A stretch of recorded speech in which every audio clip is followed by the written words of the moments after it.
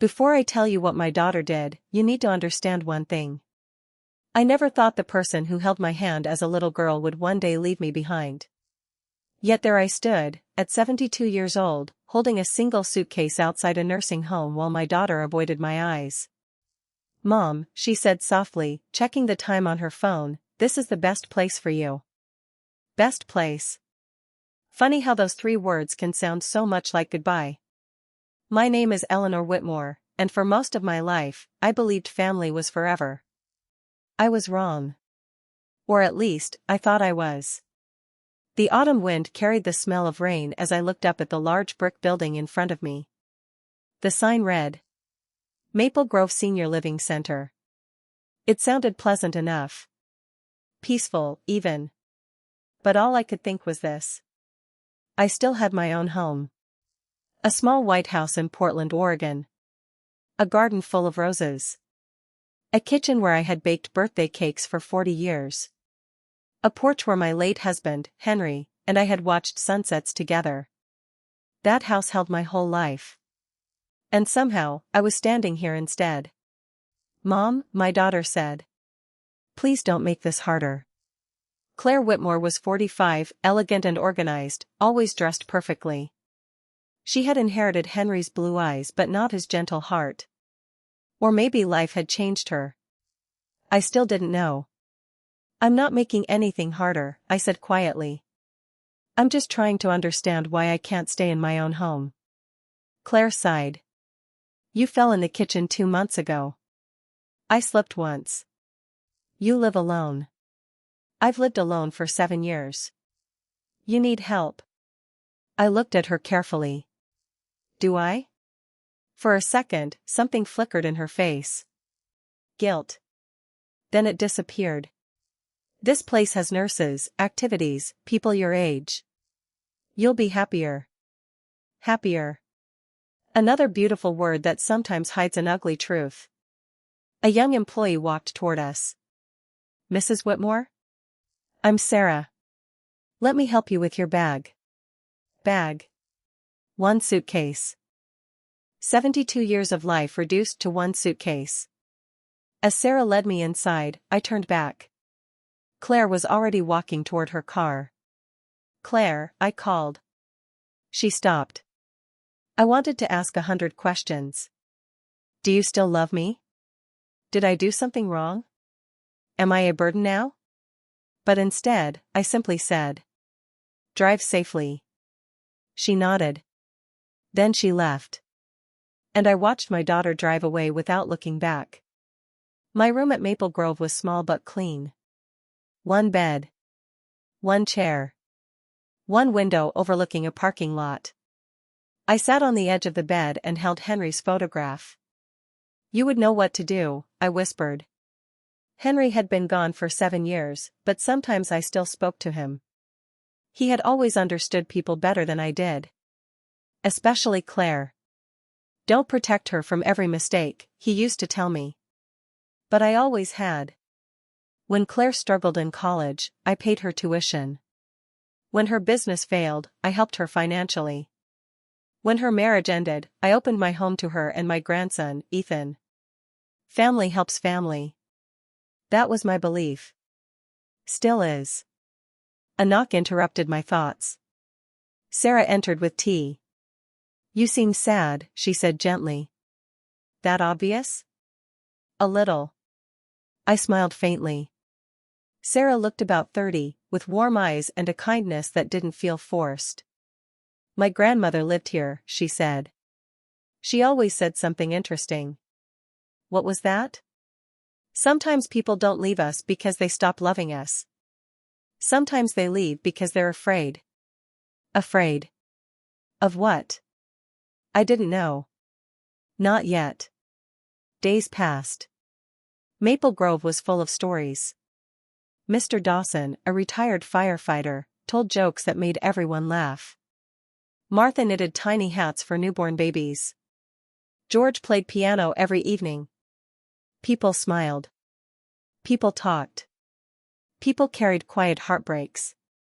And then there was Ruth. 80 years old. Sharp eyes. Sharp tongue. You're new, she said one morning. Yes. Your family visit often? I hesitated. They're busy. Ruth nodded slowly. That usually means no. I laughed despite myself. You don't waste words. At our age, we learn not to. She leaned closer. Tell me something.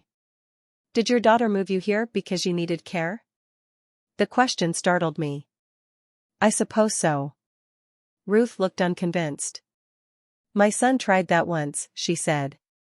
What happened? I discovered he wanted my house. The word settled heavily between us. No, I said immediately. Claire isn't like that. Was she? I pushed the thought away. Claire was my daughter. The little girl who once cried because she found an injured bird in our yard. The teenager who hugged me after her father died. The mother who loved her son. People don't change that much. Do they? 2 weeks later, Claire visited. She brought flowers. White lilies. Henry's favorite. How are you? She asked. I'm adjusting. That's good. Silence filled the room. Then I asked. How's Ethan? My grandson was 22 now. Kind, thoughtful, quiet. He's fine, Claire said quickly. Working? Yes. Something felt strange. Small. Barely noticeable. But strange. Then Claire pulled out papers. Mom, there are some documents related to the house. My house? Just routine things. I adjusted my glasses. What kind of documents? She smiled, but it didn't reach her eyes. Nothing important. And in that moment, for the first time in my life, I felt afraid of my own daughter. Because suddenly I remembered something Henry had once told me, years before he died. If money ever comes between family and love, pay attention to who changes first. I looked at the papers in Claire's hands. And my heart began to pound. Because I had no idea that the next few minutes would reveal a secret that would change everything. Claire laid the folder on the small table beside my bed and smoothed it with both hands. It's just paperwork, she said with a practiced smile. The lawyer said we should take care of it while everything is simple. Simple? I repeated. She looked away. I mean before anything becomes complicated. I reached for my reading glasses. Then let me read it. Her hand moved faster than mine. I already marked where you need to sign. That sentence landed harder than she realized. Henry had been an accountant for nearly 40 years. Before he passed away, he had drilled one lesson into both of us. Never sign anything you haven't read. No, I said calmly. Claire blinked. What do you mean, no? I mean exactly that. I'll read every page. Her smile disappeared. Mom, this is why I was worried about you living alone. Everything becomes difficult. I looked directly into her eyes. Reading isn't difficult. For several seconds, neither of us spoke. Finally she sighed dramatically. Fine. She handed me the folder. The first few pages looked harmless. Property tax notices. Insurance information. Utility transfers. Then I reached the last document. Transfer of residential property. I frowned. What is this? Claire answered too quickly. It just lets me manage the house. It says transfer of ownership. No, that's just legal wording. I kept reading. Every line made my chest tighter. According to these papers, if I signed, my house would immediately become Claire's. Not managed. Owned. I slowly closed the folder. I'm not signing. Her face changed instantly. What? I said no. She leaned forward. Mom, you're misunderstanding. I understand perfectly. You don't even live there anymore. It's still my home. You'll never move back. You don't know that. Her voice sharpened. The doctor said. My doctor never said I couldn't live independently. She stood so suddenly the chair scraped across the floor. You're being stubborn. And you're asking me to give away my home. We're family. Exactly. The room fell silent. Sarah happened to pass by the open door. She glanced inside, sensing the tension. Is everything all right? Claire forced another smile. Everything's fine. But Sarah looked at me instead. I gave the smallest shake of my head. She understood. I'll come back later, Sarah said softly. As soon as she left, Claire lowered her voice. Mom, do you know how much that house costs to maintain? I've managed it for 40 years. I've been helping. No, I answered quietly. You've been offering. That wasn't the same thing. She grabbed the folder. You'll regret this. Before I could answer, she walked out. The door slammed behind her. For the first time since arriving at Maple Grove, I cried. Not because of the house. Because my daughter had looked at me like I was an obstacle. That evening, Ruth found me sitting alone in the courtyard. You've got the face, she said. What face? The one people get after discovering the truth. I gave a sad smile. Maybe. She sat beside me. So? My daughter wanted my house. Ruth didn't look surprised. I'm sorry. I keep wondering if I've become suspicious because I'm old. No, Ruth replied. Age doesn't make you suspicious. It makes you notice things you ignored when you were younger. I stared at the sunset. I raised her better than this. Probably. Then what happened? Ruth thought for a moment. Sometimes love gets buried under fear, debt, pride, or greed. Her words echoed long after she left. 3 days passed without a visit from Claire. No calls. No messages. Instead, someone unexpected appeared. Ethan? My grandson stood in the lobby holding a paper bag from my favorite bakery. He smiled the same way Henry used to. Hi, Grandma. I hugged him tighter than I meant to. I've missed you. I've missed you too. We sat in the garden eating cinnamon rolls. He looked nervous. Finally he asked, Are you happy here? It isn't about being happy. He frowned. What does that mean? It means I'm trying to make peace with something I didn't choose. His eyes filled with guilt. I'm sorry. For what? I should have visited sooner. I touched his hand. You don't owe me an apology. He looked down. Mom said you wanted to be here. The words stole my breath. I said that? She told me you didn't feel safe living alone. I slowly shook my head. No, sweetheart. He looked confused. Then, why are you here? I wished I had an answer. As we walked through the garden, Ethan suddenly stopped. Grandma, can I ask something?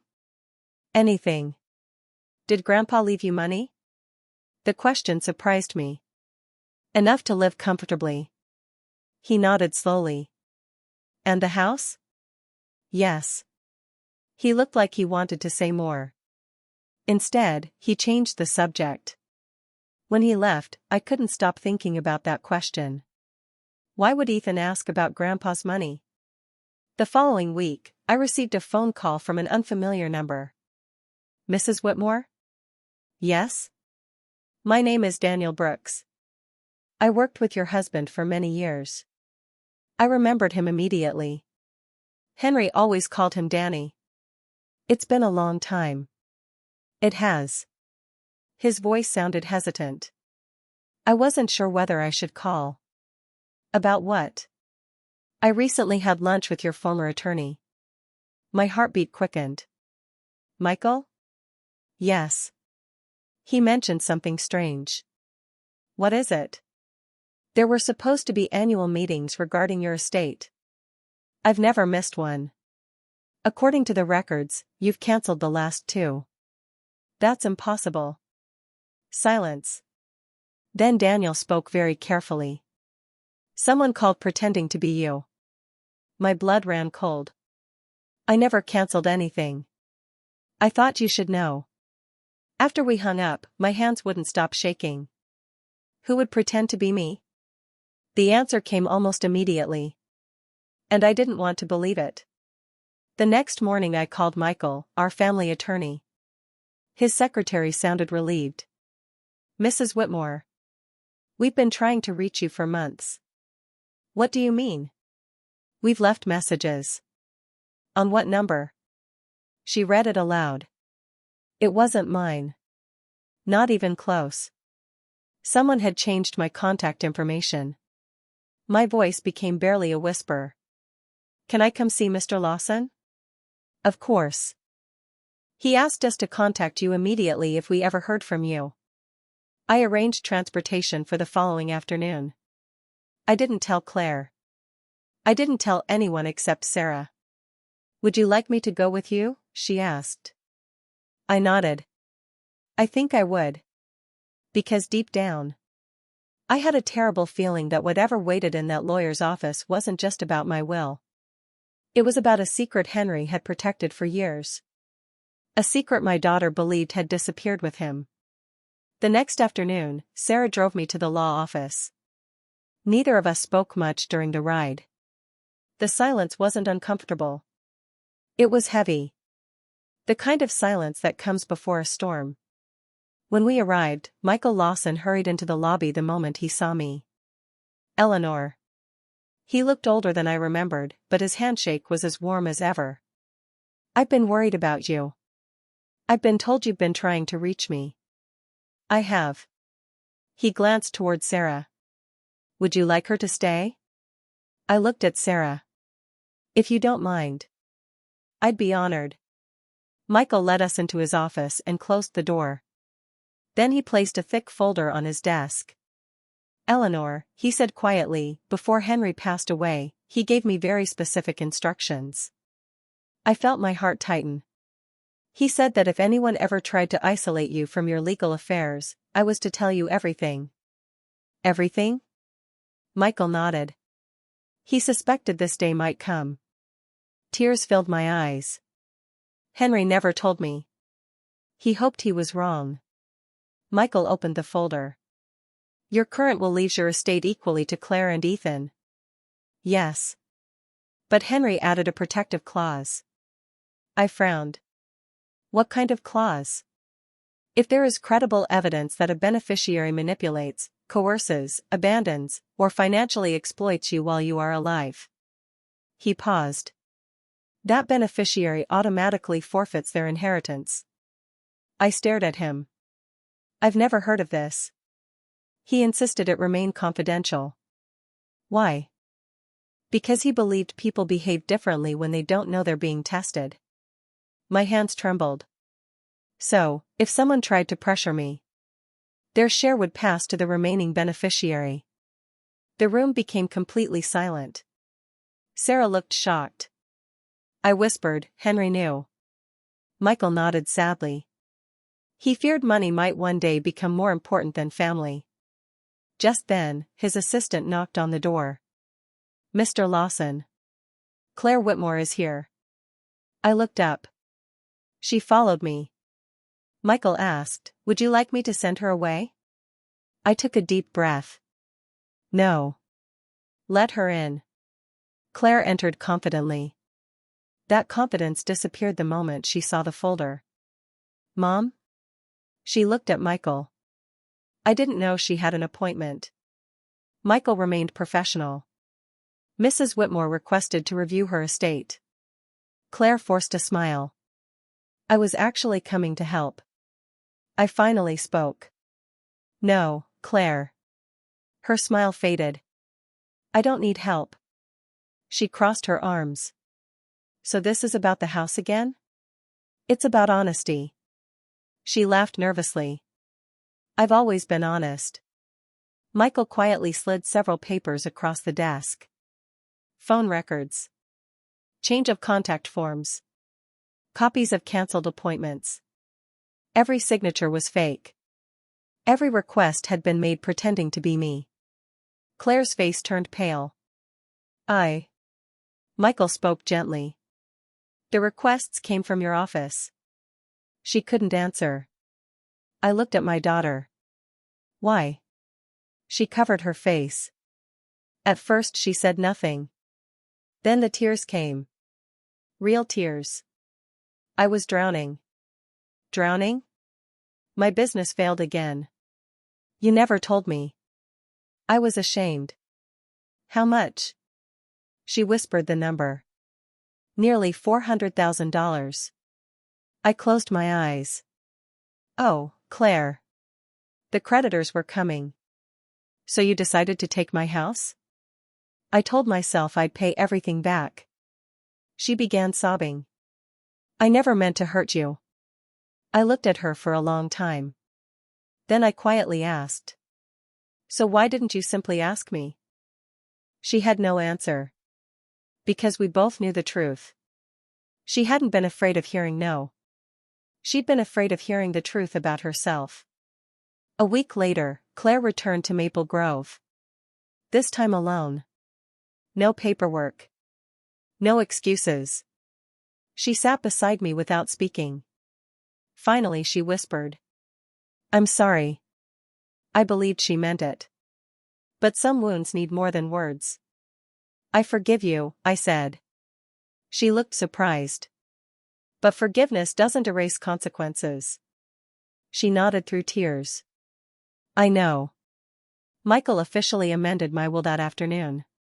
Claire's inheritance was removed under the protective clause Henry had created years earlier. Everything would now pass to Ethan. Not as a reward. But because he had never treated love like a transaction. When Ethan learned what had happened, he came to see me immediately. I don't want Grandma's money. I smiled. I know. I'd rather have you. Those 6 words healed something inside me. Months later, Ethan helped renovate my little white house. He installed handrails. Safer flooring.